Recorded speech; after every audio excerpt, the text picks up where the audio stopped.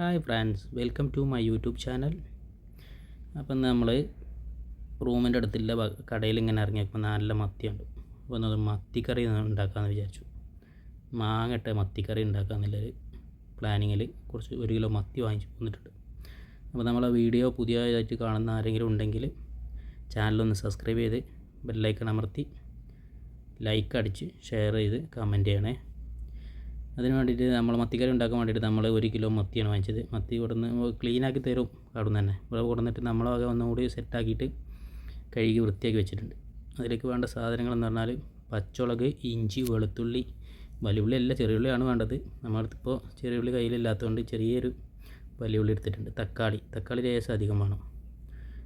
മീൻ കറിയൊക്കെ ആകുമ്പോൾ തക്കാളി കുറച്ച് അധികം വേണം. പിന്നെ മാങ്ങ ഇട്ടുള്ള കറിയാണ്.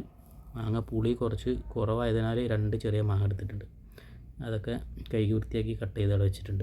പിന്നെ നമുക്ക് ഇതിലേക്ക് വേണ്ടത് മുളക് പൊടി, മഞ്ഞൾപ്പൊടി, ഉപ്പ്, കറിവേപ്പില, മല്ലിയില ഇതിൽ ഇപ്പോൾ കാണിച്ചിട്ടില്ല. നമുക്ക് ലേശം ഇട്ട് കൊടുക്കാം, ആവശ്യമാണെങ്കിൽ ഇട്ട് കൊടുക്കാം. കറിവേപ്പില ലേശം ഒന്ന് വാടിയിട്ടുണ്ട്. എങ്ങനെ നമ്മൾ ഇവിടുന്ന് കൊണ്ടുവന്ന് വെച്ചാലും 2 ദിവസം കഴിയുമ്പോഴത്തേക്ക് ലേശം ഒന്ന് കളർ മാറുന്നുണ്ട്. ഇതിൽ പിന്നെ ഉള്ളി വാട്ടലും അങ്ങനത്തെ സംഭവങ്ങളൊന്നും ഇല്ല കേട്ടോ. പാത്രം നമ്മൾ കറി വെക്കാൻ ഉദ്ദേശിച്ച പാത്രം എടുത്തിട്ട് അതിലേക്ക് എല്ലാ സാധനങ്ങളും ഇട്ടതിന് ശേഷം പാകത്തിന് വെള്ളം ഒഴിക്കുക.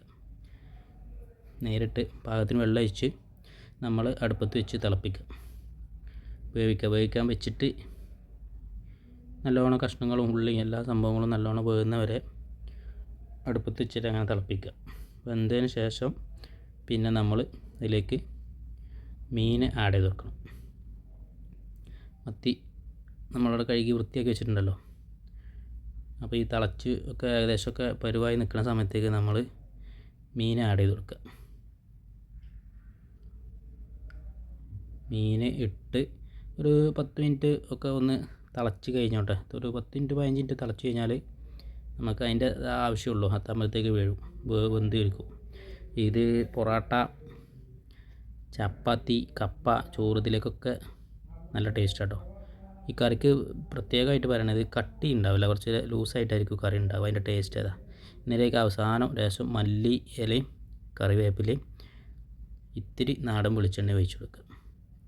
സംഭവം സെറ്റ്. അപ്പോൾ ഈ വീഡിയോ എല്ലാവർക്കും ഇഷ്ടമായി എന്ന് കരുതുന്നു. അപ്പോൾ പുതിയൊരു വീഡിയോ ആയിട്ട് നമ്മൾ വരുന്നവരെ ബൈ. ഓക്കേ.